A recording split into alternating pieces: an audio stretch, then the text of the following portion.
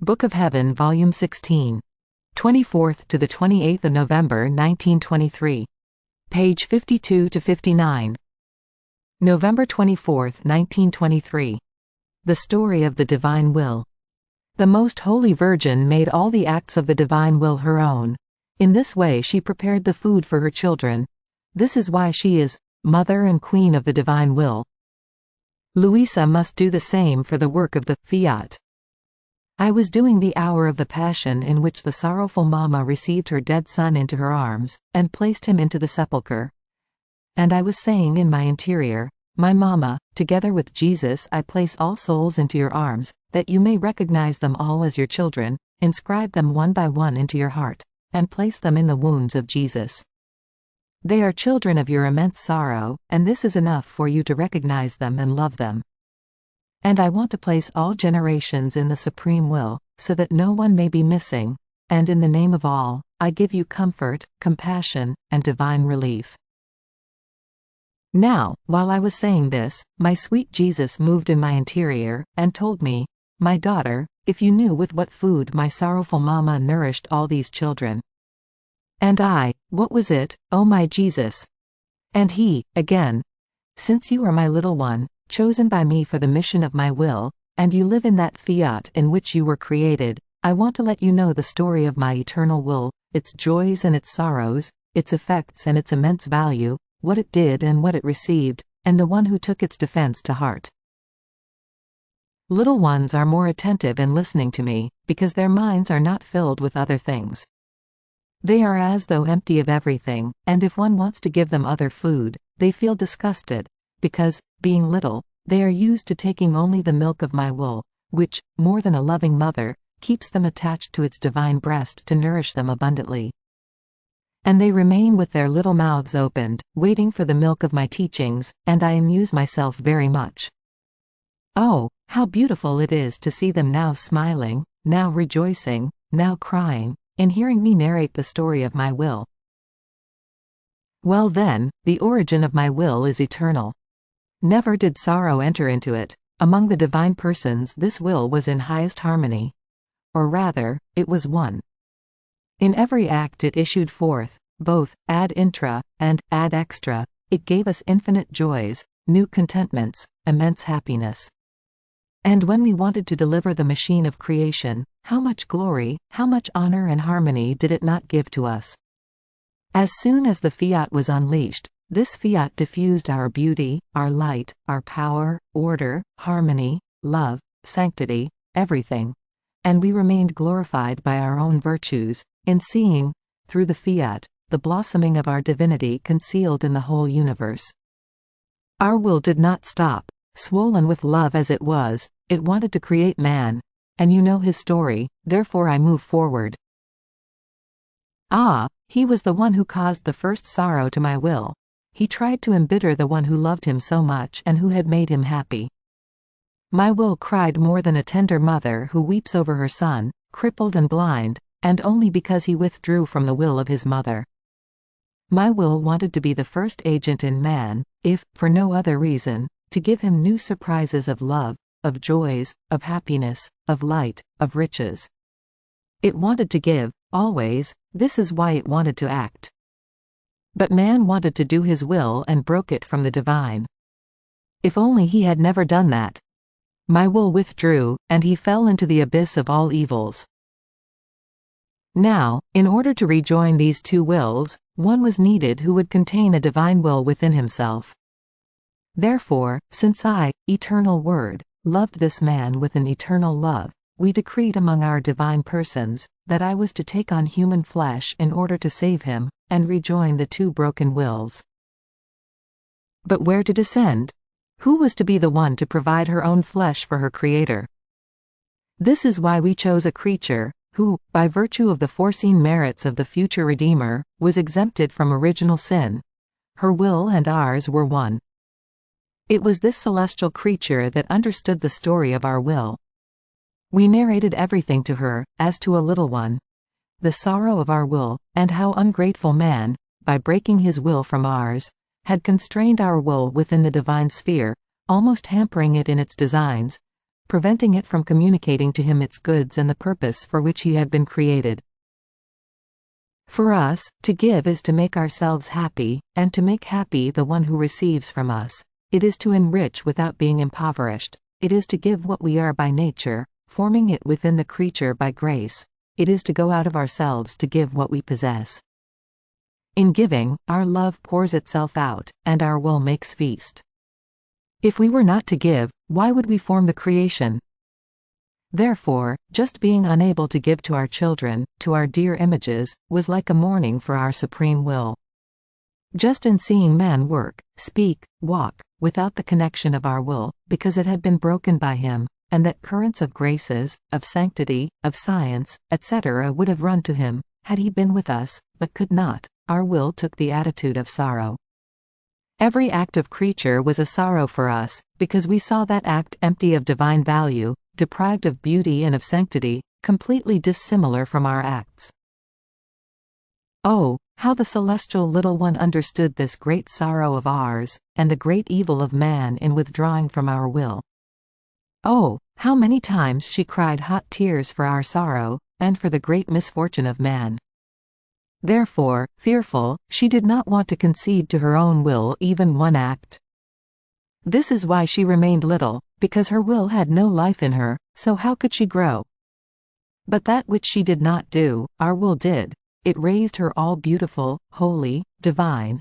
It enriched her so much as to make her the greatest of all creatures. She was a prodigy of our will, a prodigy of grace, of beauty, of sanctity.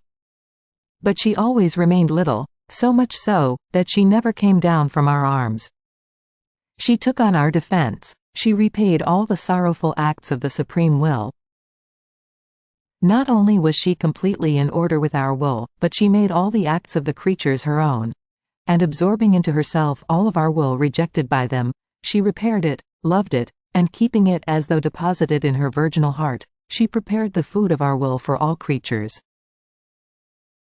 Do you see, then, with what food this most loving mother nourishes her children?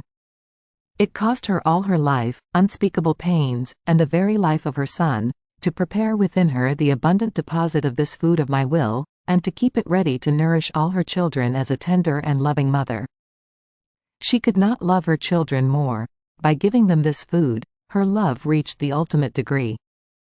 Therefore, among the many titles that she has, the most beautiful title that could be given to her is that of Mother and Queen of the Divine Will. Now, my daughter, if my Mama did this for the work of redemption, you too must do it for the work of the fiat voluntas tua. Your will must have no life in you. Making all of the acts of my will in each creature your own, you will deposit them into yourself, and in repaying my will in the name of all, you will form within you all the necessary food to nourish all generations with the food of my will. Every saying, every effect, every additional knowledge of it, will be one more flavor that they will find in this food, in such a way that they will eat it with avidity. Everything I tell you about my volition will serve to whet their appetite, and so that they may take no other food, at the cost of any sacrifice. If a food were said to be good, to restore strength, to heal the sick, to contain all flavors, and even more, to give life, beauty and happiness, who would not make any sacrifice in order to take this food? So it will be for my will. In order to make it loved and desired, the knowledge of it is necessary. Therefore, be attentive, and receive within you this deposit of my will, so that, as a second mother, you may prepare the food for our children. In doing so, you will imitate my Mama. It will cost you much as well, but in the face of my will any sacrifice will seem nothing to you. Be little, do not come down from my arms, and I will continue to narrate to you the story of my will. November 28, 1923.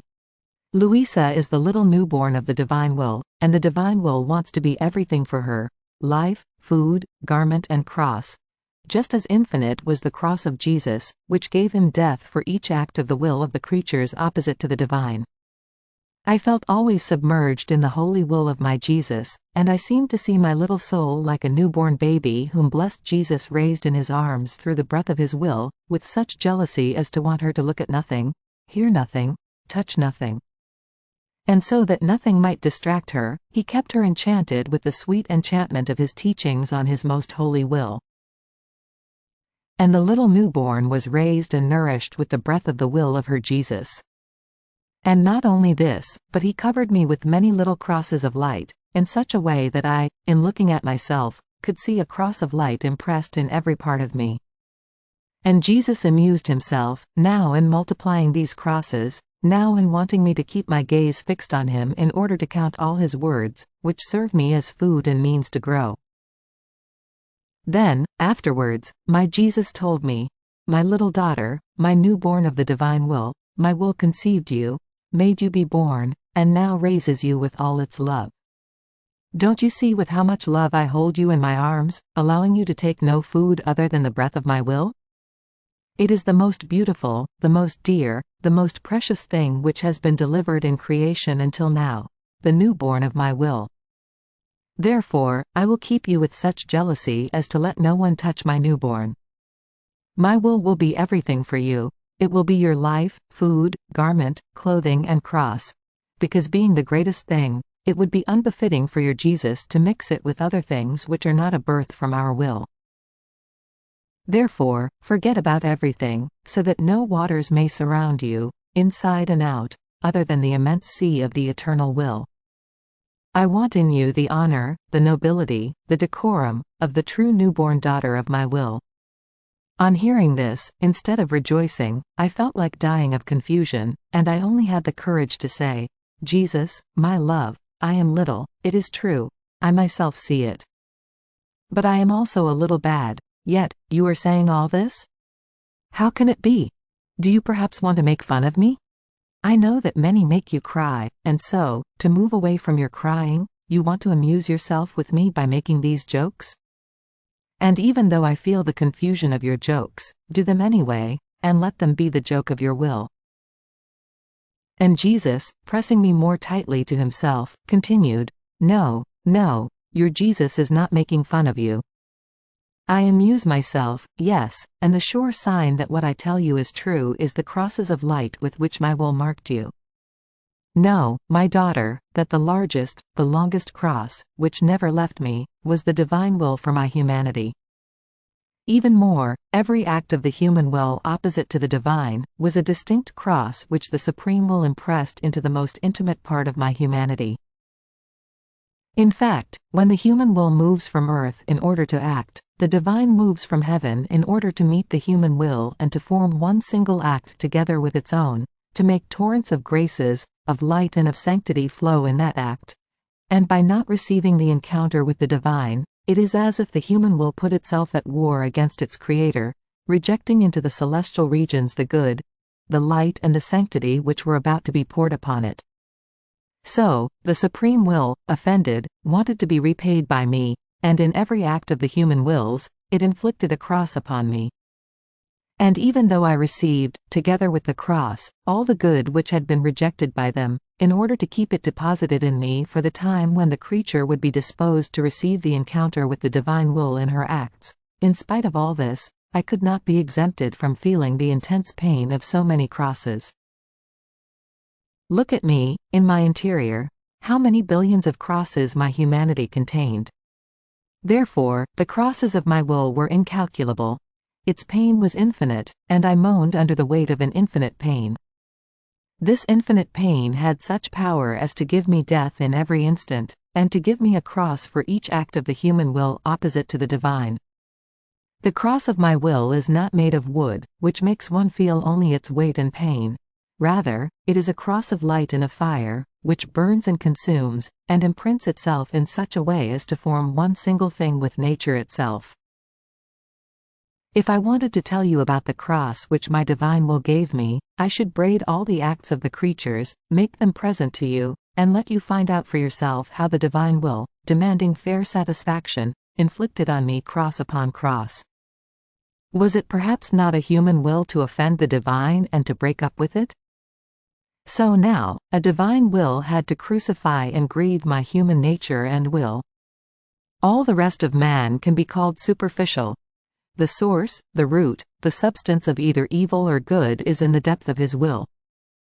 Therefore, only the divine will could make me expiate the evil of so many human wills. This is why I want you all in my will, to make known what this divine will has done, what it made me suffer, and what it wants to do. And this is why you are marked with many crosses of light, because your cross has been my will, which has changed everything into light to dispose you to be the true newborn of my will, to whom I will entrust the secrets, the joys and the pains of it as to a faithful daughter, who, uniting to my acts, may open the heavens to make it descend upon earth, and to make it known, received and loved.